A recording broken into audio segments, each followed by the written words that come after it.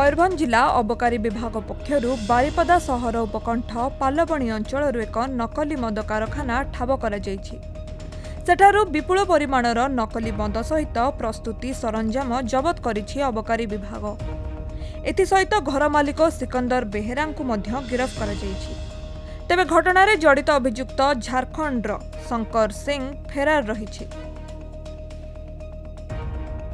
नकली मद कारोबार हेउथुबा नै खबर पाई अबकारी अधीक्षक प्रशांत कंवर निर्देशक्रमे बारिपदा अबकारी विभागर मोबाइल यूनिट एही नकली मद कारखाना उपरे चढ़ाऊ करथिले। चढ़ाऊ बेले 62 लिटर नकली विदेशी मद, 2 लिटर स्पिरिट, 480 खाली मद बोतल, 1679 ठिपी सहित 1614 नकली मद ब्रांडर स्टिकर जबत करा जायछि। जबत मदर आनुमानिक मूल्य 2 लाख टंका हेबो बोली अबकारी अधीक्षक श्रीधर महांती सूचना दैछन्ति। आमर कमिशनर निर्देश एवं सुपरिटेडेंटर आदेश मुताबक आम विभिन्न जगार भी पेट्रोलिंग ड्यूटी करूँ। आज पेट्रोलिंग ड्यूटी करूँ। ऑन दैट टाइम गोटे विशेष सूत्र खबर पाइली जे पालबणी अंचल गोटे मद तैयारी करी बिक्री कर खबर पाइली और घटनास्थल जाई पहुँचली। गोटे व्यक्ति सेठू जो कि शंकर सिंह बोली सेठू घटनास्थल दौड़ी पलैगला और आम सिकंदर बेहेरा बोली जन व्यक्ति को जबत करें 62 लिटर डुप्लिकेट फरेनकर जो आइडोलिटी मिश्रित अपमिश्रित मद जबत हो 2 लिटर स्पिरिट 1614 डुप्लिकेट ईएल जोटा कि लग जाए आ 1679 नंबर हूँ कर्क 480 खाली बोतल जबत करूँ।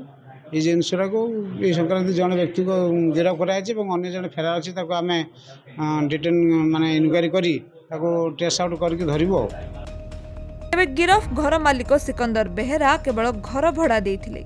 से ए बाबदरे किछि जानि नाहांती बोली कहिसंती। तांको गिरफ करी कोर्ट चालान करा जायथिबा बेले फेरार अभियुक्त को धरिबा पई विभाग पक्षरु उद्यम जारी रहिछि। अनेक पछबटे छांच वार्ड नंबर 25 रही घर कर निज घर रही लोक भड़ा लगे आम स्वामी स्त्री चलू जो मद कारोबार करुले से मुझे जान नी रखी स्वामी स्त्री छुआ पिला रखी 3-4 मास रही कैंसर है।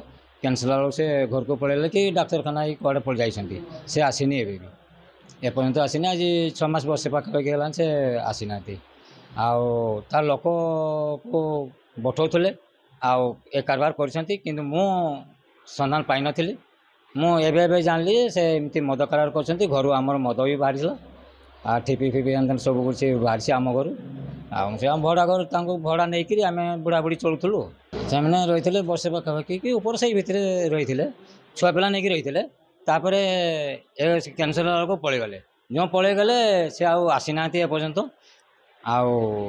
पिला बठे कारबार कर पाइली आज काजी खबर पाइली एमती। मयूरभंज प्रदीप्त होतांक रिपोर्ट खबर ओडिशा।